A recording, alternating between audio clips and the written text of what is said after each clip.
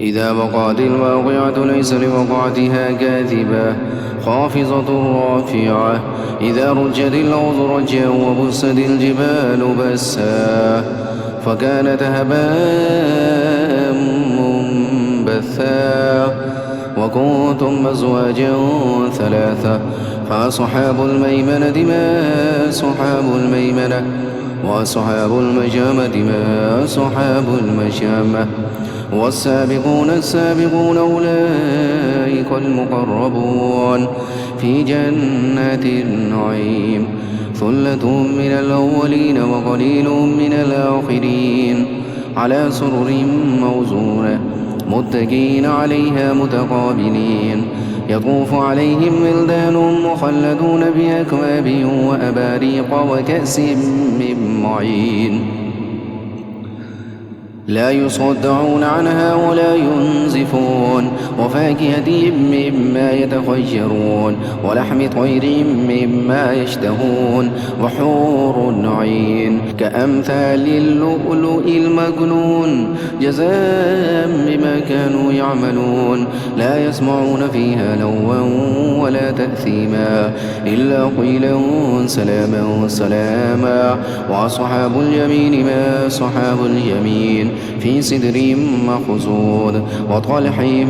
منضود وظل ممدود وماء مسكوب وفاكهة كثيرة لا مقطوعة ولا ممنوعة وفرش مرفوعة إنا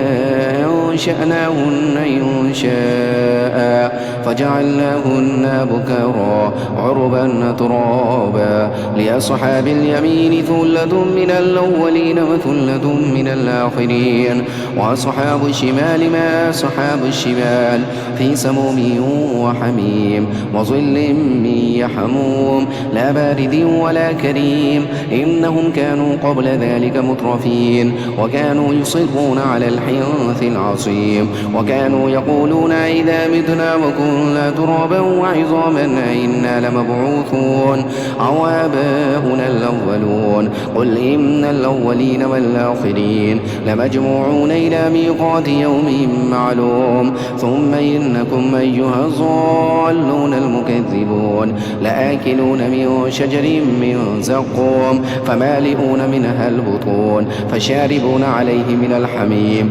فشاربون شرب الهيم هذا نزلهم يوم الدين نحن خلقناكم فلولا تصدقون أفرأيتم ما تمنون أأنتم تخلقونه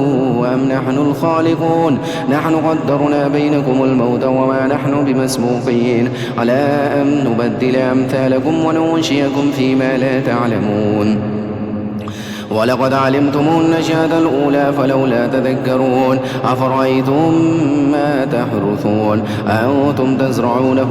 أم نحن الزارعون لو نشاء لجعلناه حطاما فظلتم تفكهون إنا لمغرمون بل نحن محرومون فأفرأيتم الماء الذي تشربون أنتم أنزلتموه من المزن أم نحن المنزلون لو نشاء جعلناه جاجا فلولا تشكرون أفرأيتم النار التي تورون أنتم أنشأتم شجرتها أم نحن المنشئون نحن جعلناها تذكرة ومتاعا للمقوين فسبح باسم ربك العظيم فلا أقسم بمواقع النجوم وإنه لقسم لو تعلمون عظيم إنه لقرآن كريم في كتاب مكنون لا يمسه إلا المطهرون تنزيل من رب العالمين أفبهذا الحديث أنتم مدهنون وتجعلون رزقكم أنكم تكذبون فلولا إذا بلغت الحلقوم وأنتم حينئذ تنظرون ونحن أقرب إليه منكم ولكن لا تبصرون فلولا إن كنتم غير مدينين ترجعونها إن كنتم صادقين فأما إن كان من المقربين فروح وريحان وجنة نعيم وأما إن كان من أصحاب اليمين فسلام لك من أصحاب اليمين وأما إن كان من المكذبين الضالين فنزل من حميم وتصلية جحيم إن هذا له حق اليقين فسبح باسم ربك العظيم صدق الله العظيم.